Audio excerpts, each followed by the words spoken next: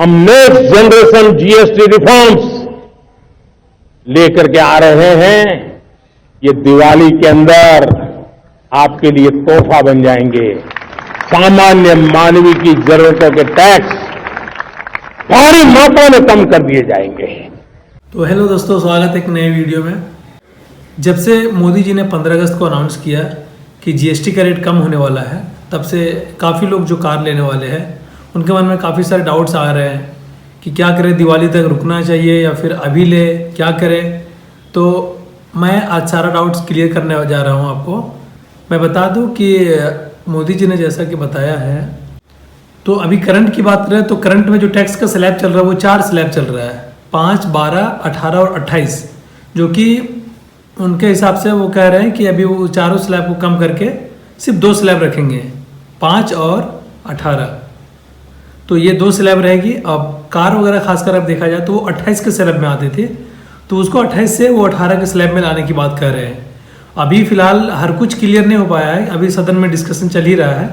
अभी सारा कुछ अभी हम नहीं कह सकते कि फाइनल हो चुका है, पर हाँ ये उन्होंने बोला है कि 5 और 18 सिर्फ 2 ही स्लैब रहेंगे।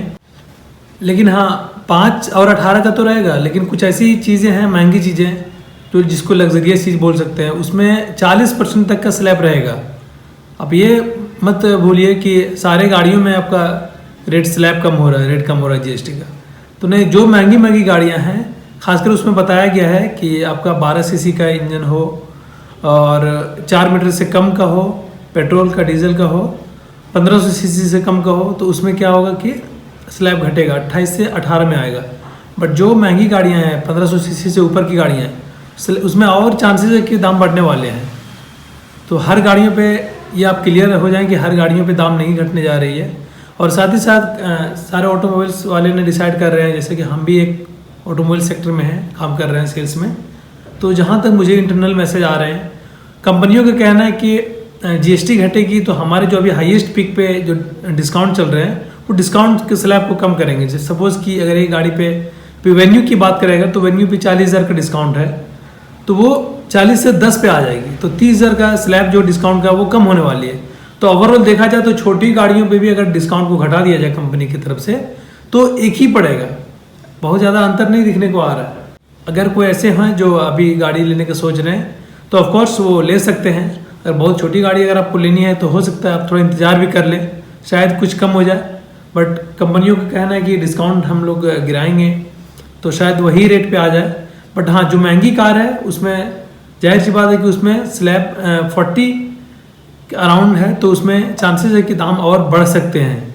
ये अभी तक का न्यूज़ चल रहा है, बट अभी कुछ कंफर्म नहीं कहा जा सकता है। सदन में बातचीत चल ही रही है, तो देखिए आगे क्या होता है। और कल ही का पेपर का स्क्रीनशॉट आया हुआ है, प्रभात खबर में आप देखेंगे, कल 22 तारीख था, तो उसका पेपर में आया हुआ है, सारा कुछ दिया हुआ है कि 4 स्लैब को घटा के 2 स्लैब किया जा रहा है, 5 और 12 का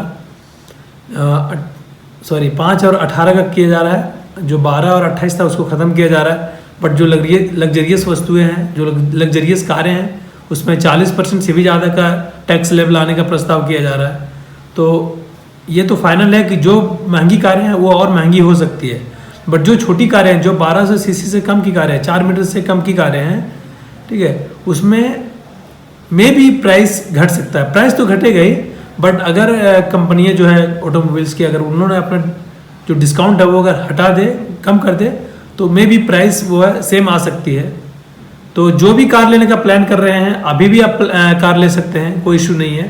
तो दोस्तों फाइनल कंक्लूजन अभी तक यही है कि टैक्स स्लैब जो है वो 4 से हटा के अब 2 करेंगे, जो कि 5 और 18% का रहने वाला है।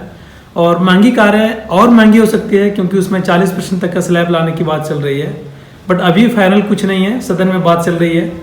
तो कंटिन्यू रहे मेरे साथ, आगे की जो अपडेट आएंगे मैं सारा आपको बताते रहूँगा। तब तक के लिए टेक केयर, हंसते रहे और मुस्कुराते रहें।